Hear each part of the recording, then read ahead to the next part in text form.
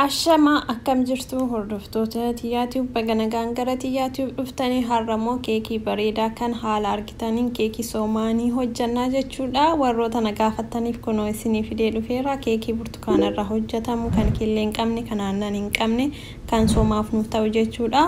Dursa wantoota goggogaa ittiin buusadha jechuudha. Dursa daakuu itti buusadheera, saniin booda sukaara itti buusadha. Wanta itti buuse kanneen dakasti isiniif barreessa. Asitti immoo baking powder, baking soda fi soqidaa xiqqoo itti buusee wal keessa godheera jechuudha. Kanneen erga qopheesseen booda wantoota bishaan ta'an immoo walitti godha jechuudha. Asitti burtukaana kiyya kukkuteera. Yoo barbaadan loomis kukkutanii itti gochuu ni dandeessanii. Asitti immoo chunfaa burtukaanaa ittiin godhadha. Saniin booda zaayiita ittiin godhadha jechuudha. Kanneen sadiin walitti daakaa jechuudha. Isin kan juusa ittiin daaktanis ittiin daakuu dandeessanii, ani immoo kana waan qabuuf kanaan ittiin daakee isin deebi'a. Kana fakkaata. Erga daakkameen booda kanatti bareedee hafuurri isaa baay'ee tokko namatti tola. Saniin booda gubbaan itti buusaa jechuudha. Wantoota itti fayyadame kanneen description box irra isinii kaa'a. Achii fi komentii tokkoffaarraa ni argattu wantoota itti fayyadame kanneen jechuudha. Haaluma salphaan akkanatti qopheeffachuu ni dandeenya yeroo soomaa kana jechuudha. Warri kan soomaa barbaadan jechuudha, keekii soomaa warri barbaadan. Ergasiin booda mankiya zaayitii xiqqoo jala dibeera. Gubbaan immoo baking sheetii jala kaa'eera jechuudha. Saniin booda lixii kiyyattiin buusaa. Isin kama qabdanitti itti buufachuu dandeessu. Kan akkanas hin qabaanne jechuudha. Homaa rakkoon hin jiru. Lixiin kiyya xiqqoo waan baateef iddoo lamatti hin godha jechuudha. Xiqqoo irra hambiseera. Kan erga kana godheen booda ooviniin kiyya 355 irra godhee daqiiqaa 33 bilcheesseera. Kana fakkaata. Kunoo qulqulluu ta'ee naaf beera jechuudha. Akkana yoo ta'e bilchaate jechuudha.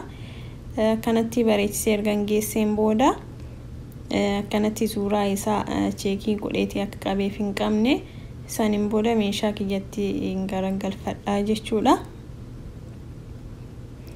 Warri chaanaalii kiyyaa haaraa taatan baga nagaan dhuftanii subscribe gochuudhaan viidiyoolee akkana kan biroos isinii qabadhee dhiyaadha chaanaalii kanarratti.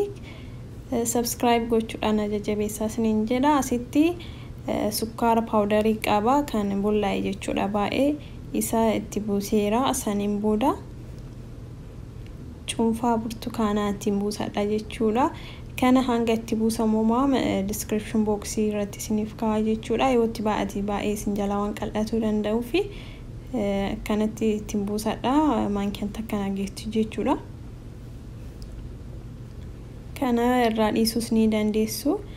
Garuu akkasii bareeduu fi yoo barbaadan kanatti gochuu dandeessu malee akkasittis dhiisuu ni dandeessu keekii keessan jechuudha. Ergasii akkanatti gubbaarra buusaa akkuma argitan kanatti bifa ajamtaniin gochuu dandeessanii wanta barbaadaniin gochuu ni dandeessu.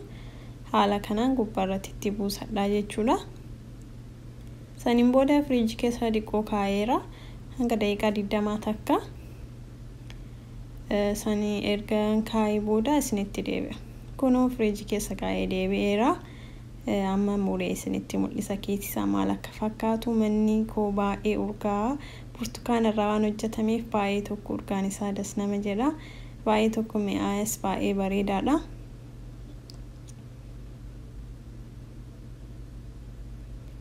Kunoo kana fakkaata.